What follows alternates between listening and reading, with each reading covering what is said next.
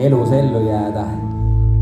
Ja muidugi te teate, armsad sõbrad, mis on see, mis teeb ikkagi ühest õigest rokkarist õige rokkari. Juba tuli. Habe. Tänapäeval võivad naised ka võimega olla, sellega ei ole üldse probleemi. Pikad juuksed. Ja...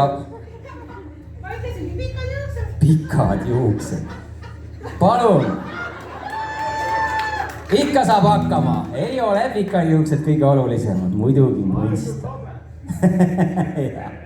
Te teate, armsad sõbrad, ju väga hästi, et õigest rokkarist teevad päriselt ka rokkari tema suured ja karvased munad.